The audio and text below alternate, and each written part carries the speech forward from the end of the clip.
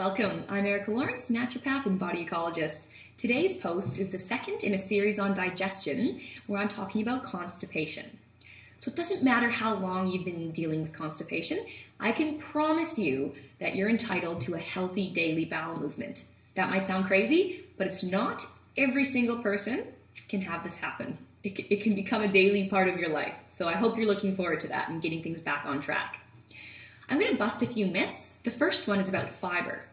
You're probably aware that most information around constipation says increase fiber in the form of whole grains. Now this is actually the last thing you want to be doing because whole grains are really difficult to digest.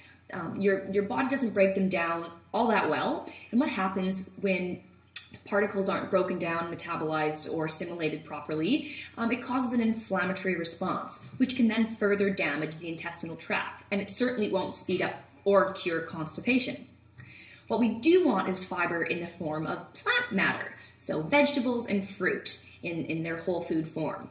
Now, the best part about fiber in the vegetable form or fruit form is that it comes with water already as part of the actual ingredient itself, which is the best thing because when you're consuming more fiber, you need to consume more fluids to help push that bulk through the digestive tract. So you're covering both of your bases when you're using plant matter as your source of fiber. So, another really important aspect for constipation is that you're consuming enough healthy fats. Now, my favorite saturated fat is coconut oil. Now, it's got a ton of healthy properties, but the most important for constipation is that not only does it lubricate the intestinal tract and lubricate the stool so that it's moving through your digestive system more efficiently, but it also helps to raise metabolism. And constipation is a definite symptom of low sluggish metabolism. I won't go too much into that, it's beyond the scope of this post, but keep that one in mind. Now you can also do other healthy fats. Avocados are one of my favorite things to include on a daily basis. Don't worry, none of these fats are going to actually be stored as fat or cause negative health impact at all. They get utilized and metabolized by the body rapidly. So you're not going to gain weight by increasing good quality healthy fats. My next tip is about ensuring you've got a good colony of bacteria hanging around in your gut.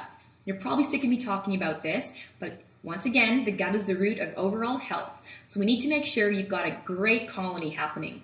Now there are plenty of studies showing that the bacteria in your gut, and there's thousands of different strains, but the beneficial strains are directly related to your intestinal transit time. And it can either be too fast or too slow. And this is all linked with the bacteria. Now, what I have to mention is that you need to increase your fermented foods. But if you're not into the fermented food world and you just find you're struggling to include them on a daily basis, then you can do a good quality probiotic. Generally, you want multiple strains and a fairly high dose per capsule. So keep an eye out for those and include those on a daily basis to make sure you're colonizing good bacteria. Now, another telltale sign of slow digestion and constipation is that you've got a lack of stomach acid. So we can boost that with capsules if you like, or you can do bitter foods, your bitter greens, or even a bit of apple cider vinegar in warm water before meals. So by stimulating digestive acid secretion, you're going to be speeding up your transit time, stimulating peristalsis, and promoting a bowel movement. And my last tip might catch you a bit off guard, but it has to do with the position you're in when you're having a bowel movement. Sitting on a toilet is the worst position. It actually puts a kink in your intestinal tract that pretty much halts an easy, fluid, healthy bowel movement.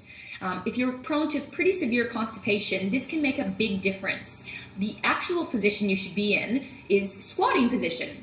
So if you've ever been to Asian countries, this is how they go to the toilet. It might seem primitive or a bit crazy, but it's actually the easiest way for your body to pass a stool because there's no straining involved, and it's a very easy, stress-free way to pass a stool.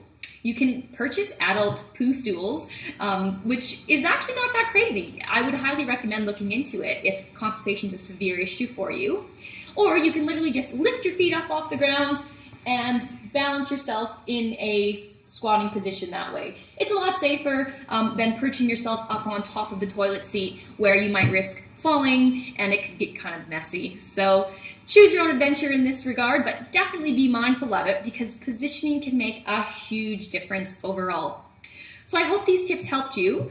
If you have any questions or you want further explanation, let me know in the comments below. And I'll hope to see you next week where I'm talking about diarrhea. Don't forget to eat your greens. Ciao.